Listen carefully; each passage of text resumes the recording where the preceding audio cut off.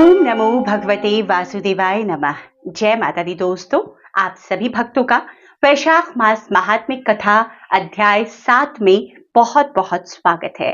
दोस्तों, आज की इस कथा में वर्णन करेंगे भगवत कथा के श्रवण और कीर्तन का महत्व तथा वैशाख मास के धर्मों के अनुष्ठान से राजा पुरुषयशा का संकट से उद्धार। तो प्रेम पूर्वक एक बार फिर से भगवान श्री हरि विष्णु माता लक्ष्मी को स्मरण करते हुए इस कथा का श्रवण कीजिए। श्रुतदेव जी बोले, मेष राशि में सूर्य के स्थित रहने पर जो वैशाख मास में प्रातःकाल स्नान करता है और भगवान विष्णु की पूजा करके इस कथा को सुनता है, वह सब पापों से मुक्त हो भगवान विष्णु के परम धाम को प्राप्त होता है। इस विषय में एक प्राचीन इतिहास कहते हैं, जो सब पापों का नाशक, पवित्र कारक, धर्मानुकूल, वंदनीय और पुरातन है। गोदावरी के तट पर शुभ ब्रह्मेश्वर क्षेत्र में महर्षि दुर्वासा के 2 शिष्य रहते थे, जो परमहंस, ब्रह्मनिष्ठ, उपनिषद विद्या में परिनिष्ठित और इच्छा रहित थे। वे भिक्षा मात्र भोजन करते और पुण्यमय जीवन बिताते हुए गुफा में निवास करते थे। उनमें से एक का नाम सत्यनिष्ठ और दूसरे का नाम तपोनिष्ठ था। वे इन्हीं नामों से लोकों में विख्यात थे। सत्यनिष्ठ सदा भगवान विष्णु की कथा में तत्पर रहते थे। जब कोई श्रोता अथवा वक्ता न होता, तब अपने नित्य कर्म किया करते थे। यदि कोई श्रोता उपस्थित होता तो उसे निरंतर वो भगवत कथा सुनाते, और यदि कोई कथावाचक भगवान विष्णु की कल्याणमयी पवित्र कथा कहता, तो वो अपने सब कर्मों को समेटकर श्रवण में तत्पर हो उस कथा को सुनने लगते थे। वे अत्यंत दूर के तीर्थों और देव मंदिरों को छोड़कर तथा कथा विरोधी कर्मों का परित्याग करके भगवान की दिव्य कथा सुनने और श्रोताओं को स्वयं भी सुनाते थे। कथा समाप्त होने पर सत्यनिष्ठ अपना शेष कार्य पूरा करते थे। कथा सुनने वाले पुरुष को जन्म मृत्यु संसार बंधन की प्राप्ति नहीं होती। उनके अंतःकरण की शुद्धि होती है। भगवान विष्णु में जो अनुराग की कमी है वह दूर हो जाती है और उनके प्रति गाढ़ अनुराग होता है। साथ ही साधु पुरुषों के प्रति सौहार्द बढ़ता है। रजोगुण रहित गुणातीत परमात्मा शीघ्र ही हृदय में स्थित हो जाते हैं। श्रवण से ज्ञान पाकर मनुष्य भगवत चिंतन में समर्थ होता है। यह वेदों में अनेक प्रकार से बताया गया है। जहां भगवान विष्णु की कथा न होती हो, जहां साधु पुरुष न रहते हो, वह स्थान साक्षात गंगा तट ही क्यों न हो, निसंदेह त्याग देने योग्य है। जिस देश में तुलसी नहीं है अथवा भगवान विष्णु का मंदिर नहीं है, ऐसा स्थान निवास करने योग्य नहीं है। यह निश्चय करके मुनिवर सत्यनिष्ठ सदा भगवान विष्णु की कथा और चिंतन में संलग्न रहते थे। दुर्वासा ऋषि के दूसरे शिष्य तपोनिष्ठ दुराग्रह पूर्वक कर्म में तत्पर रहता था। वह भगवान की कथा छोड़कर अपना कर्म पूरा करने के लिए इधर उधर हट जाता था। कथा की अवहेलना से उसे बड़ा कष्ट उठाना पड़ा। अंततोगत्वा कथा परायण सत्यनिष्ठ ने ही उसका संकट से उद्धार किया। जहां लोगों के पाप नाश करने वाली भगवान विष्णु की पवित्र कथा होती है, वहां सब तीर्थ और अनेक प्रकार के क्षेत्र स्थित रहते हैं। जहां विष्णु कथा रूपी पुण्यमयी नदी बहती है, उस देश में निवास करने वालों की मुक्ति उनके हाथ में ही है। पूर्व काल में पांचाल देश में पुरुयशा नामक एक राजा थे, जो पुण्यशील एवं बुद्धिमान राजा भूरियशा के पुत्र थे। पिता के मरने पर पुरुयशा राज्य सिंहासन पर बैठे। वे धर्म की अभिलाषा रखने वाले, शूरता, उदारता आदि गुणों से संपन्न और धनुर्वेद में प्रवीण थे। उन महामती नरेश ने अपने धर्म के अनुसार पृथ्वी का पालन किया। कुछ काल के पश्चात राजा का धन नष्ट हो गया। हाथी और घोड़े बड़े बड़े रोगों से पीड़ित होकर मर गए। उनके राज्य में ऐसा भारी अकाल पड़ा जो मनुष्यों का अत्यंत विनाश करने वाला था। पांचाल नरेश राजा पुरुयशा को निर्बल जानकर उनके शत्रुओं ने आक्रमण किया और युद्ध में उनको जीत लिया।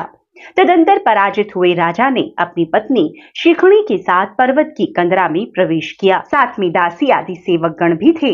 इस प्रकार छिपे रहकर राजा मन ही मन विचार करने लगे कि मेरी यह क्या अवस्था हो गई। मैं जन्म और कर्म से शुद्ध हूँ, माता और पिता के हित में तत्पर रहा हूँ, गुरु भक्त उदार, ब्राह्मणों का सेवक, धर्मपरायण, सब प्राणियों के प्रति दयालु, देव पूजक और जितेंद्रिय भी हूँ।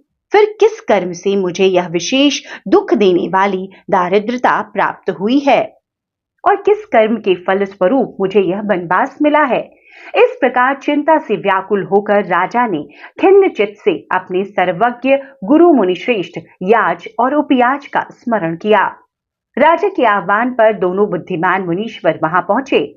उन्हें देखकर पांचाल प्रिय नरेश सहसा उठकर खड़े हो गए और बड़ी भक्ति के साथ गुरु के चरणों में मस्तक रखकर प्रणाम किया। फिर वन में पैदा होने वाली शुभ सामग्रियों द्वारा उन्होंने उन दोनों का पूजन किया और विनीत भाव से पूछा, विप्रवरों, मैं गुरु चरणों में भक्ति रखने वाला हूँ, फिर मुझे किस कर्म से यह दारिद्रता, कोश हानि और शत्रुओं से पराजय प्राप्त हुई? किस कारण से मेरा वनवास हुआ और मुझे अकेला रहना पड़ा?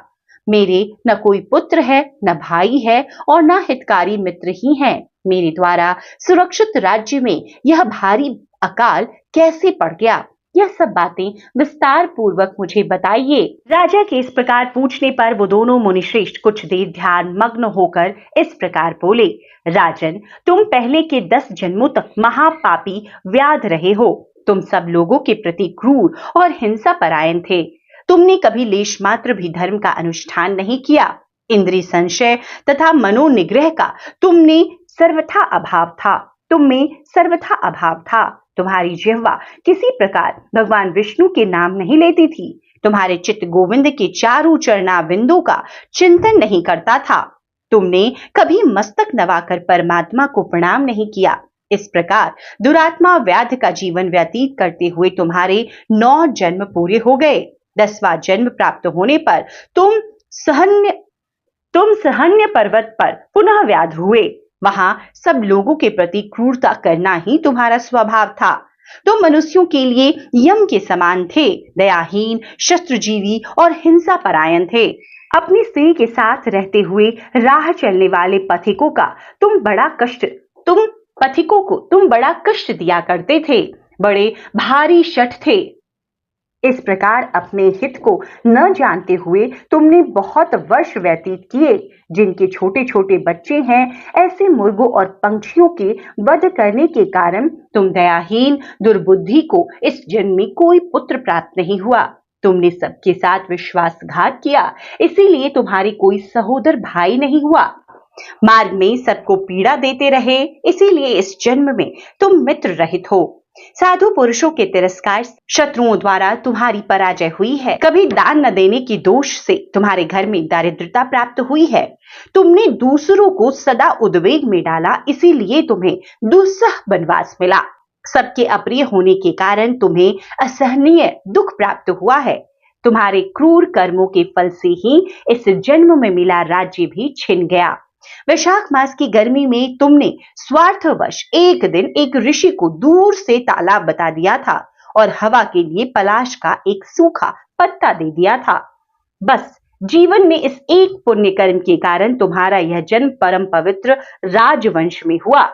अब यदि तुम सुख, राज्य, धन धान्यादि संपत्ति, स्वर्ग और मोक्ष चाहते हो अथवा सायुज्य एवं श्री हरि के पद की अभिलाषा रखते हो, तो वैशाख मास के धर्मों का पालन करो। इससे सब प्रकार के सुख पाओगे। इस समय वैशाख मास चल रहा है। आज अक्षय तृतीया है। आज तुम विधि पूर्वक स्नान और भगवान लक्ष्मीपति की पूजा करो। यदि अपने समान ही गुणवान पुत्रों की अभिलाषा करते हो, सब प्राणियों के हित के लिए प्याव लगाओ। इस पवित्र वैशाख मास में भगवान मधुसूदन की प्रसन्नता के लिए यदि तुम निष्काम भाव से धर्मों का अनुष्ठान करोगे, तो अंतःकरण शुद्ध होने पर तुम्हें भगवान विष्णु का प्रत्यक्ष दर्शन होगा। यूं कहकर राजा की अनुमति ले उनके दोनों ब्राह्मण पुरोहित याज और उपयाज जैसे आए थे वैसे ही चले गए।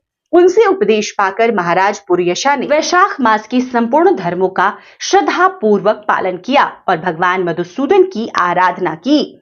इससे उनका प्रभाव बढ़ गया तथा बंधु बांधव उनसे आकर मिल गए। पश्चात वो मरने से बची हुई सेना को साथ ले बंधुओं सहित पांचाल नगरी के समीप आए। उस समय पांचाल राजा के साथ राजाओं का पुनः संग्राम हुआ। महारथी पुरयशा ने अकेले ही समस्त महाबाहु राजाओं पर विजय पाई। विरोधी राजाओं ने भागकर विभिन्न देशों के मार्गों का आश्रय लिया। विजयी पांचाल राजन ने भागे हुए राजाओं के कोष, 10 करोड़ घोड़े, 3 करोड़ हाथी, 1 अरब रथ, 10,000 ऊंट, 3 लाख खच्चरों को अपने अधिकार में करके अपनी पुरी में पहुंचा दिया। वैशाख धर्म के महात्म्य से सब राजा भग्न मनोरथ हो पूरी आशा को कर देने वाले हो गए और पांचाल देश में अनुपम सुकाल आ गया। भगवान विष्णु की प्रसन्नता से इस वसुधा पर उनका एक छत्र राज्य हुआ और गुरुता, उदारता आदि गुणों से युक्त उनके 5 पुत्र हुए, जो धृष्टकीर्ति, धृष्टकेतु, धृष्टद्युम्न, विजय और चित्रकेतु के नाम से प्रसिद्ध थे। धर्म पूर्वक प्रतिपालित होकर समस्त प्रजा राजा के प्रति अनुरक्त हो गई। इससे उसी क्षण उन्हें वैशाख मास के प्रभाव का निश्चय हो गया। तब से पांचाल राज भगवान विष्णु की प्रसन्नता के लिए वैशाख मास के धर्मों का निष्काम भाव से बराबर पालन करने लगे। उनके इस धर्म से संतुष्ट होकर भगवान विष्णु ने अक्षय तृतीया के दिन उन्हें प्रत्यक्ष दर्शन दिया। तो दोस्तों, इस प्रकार वैशाख मास महात्म्य के अध्याय 7 की यह कथा समाप्त होती है। अगली कथा में आप सुनेंगे राजा पुरुयशा को भगवान का दर्शन, उनके द्वारा भगवत स्तुति और भगवान के वरदान से राजा की सायुज्य मुक्ति। तो इसी प्रकार आपको यहाँ पर वैशाख मास महात्म्य के हर कथाएं प्राप्त होती रहेंगी, तो इन कथाओं का श्रवण जरूर कीजिए। अगर कथाएं पसंद आ रही है तो वीडियो को लाइक जरूर कर दीजिएगा। हर रोज मैं आपके साथ सुबह 6 बजे ही, जब आप वैशाख स्नान कर रहे होंगे, उसी समय इस कथा को शेयर करती हूँ कि आप आसानी से समय रहते इस कथा को श्रवण कर सकें। आगे इसी प्रकार की जानकारियां आपको अपने YouTube चैनल व्रत त्योहार कथाएं पर प्राप्त होती रहेंगी, तो चैनल को कृपया कर सब्सक्राइब भी जरूर कर लें। नोटिफिकेशन के लिए बेल बटन जरूर प्रेस कर दें ताकि आपको हर वीडियो की नोटिफिकेशन समय पर प्राप्त हो सके। वीडियो देखने के लिए बहुत बहुत शुक्रिया। जय श्री हरि विष्णु, जय मां लक्ष्मी।